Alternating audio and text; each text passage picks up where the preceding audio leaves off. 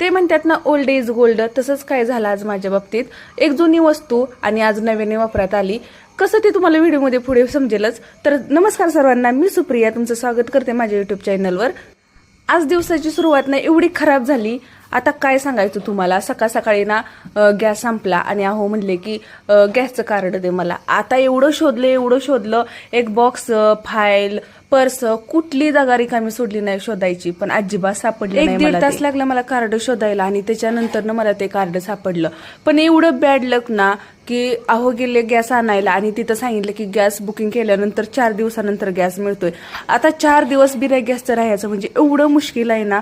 आता मुलांना सारखं खाऊ घालायला लागतं, त्यांचा नाश्ता टिफिन बनवायचं, एवढं कसं होणार ऍडजस्ट. आता तसं तर इंडेक्स आहे माझ्याकडे, पण इंडेक्सवर वेळ लागतो स्वयंपाक करायला.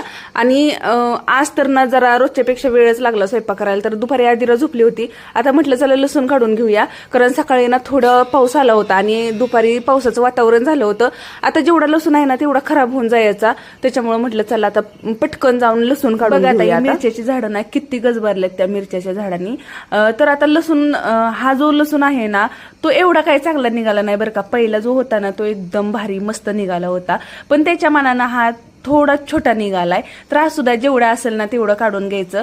नाही म्हणलं तरी हा 2-3 महिने जाईल आणि तो जाईल काय 4-5 महिने, म्हणजे असं करून ना वर्षभर टिकायसारखा आहे लसूण मला सध्या. तर आता लसूण काढून झाला होता. तर अजून आधीरा झोपलीच होती. म्हटलं चला आता एवढं गवत पण आहे ना, बरंच झालं होतं. तर ते काढून असलं बरं का. या मुलांशिवाय ना सगळी कामं पूर्ण असतात माझी. तर गवत काढून झालं होतं. आता रियांशना जेवढं गवत काढलं होतं तेवढं टाकून घेतलं. आणि आता एवढी झाडाची गार हवा पडली ना तिथं की म्हटलं चला आता झाडाच्या सावलीला थोडं 10-15 मिनिटं बसून घेऊया. तर आता हा मोकळं कुठं बसायला, लगेच पियान शिवून मांडीवर बसला. मग थोडी मुलांबरोबर मस्ती केली. जास्त वेळ नव्हता माझ्याकडं, तर 5 मिनिटच झाडाच्या सावलीला बसली आणि पटकन उठले. जेवढी एक सरी राहिली होती गवताची तेवढी काढून घेतली. आणि आता बघा एवढा ढीग लागलाय त्या गवताचा आणि पाल्याचा, तर तो पटकन टाकून घेतला. आता बघा साफ केल्यावर किती भारी दिसतंय ना. आणि हा लसूण ना एवढा स्वयंपाकाचं टेन्शन आलं होतं की स्वयंपाक कसा बनवायचा आता. तर शेजारच्या ताई म्हणलं की माझ्याकडे स्टोव आहे, तर त्याच्यात थोडं केरोसिन भरा आणि चालू करा. तर केरोसिन थोडं विकत आणलं आणि चालू केला. तर मला तर हा काय चालू करायला येत नाही, पण ट्राय केलं आणि एवढा भडका झाला की मुलं जी होती ना आजूबाजूला तर पळून गेली बरं का. मलाही थोडी भीती वाटली आणि एवढ्या प्रयत्नानंतर प्रयत्न चालू झाला कसा तरी.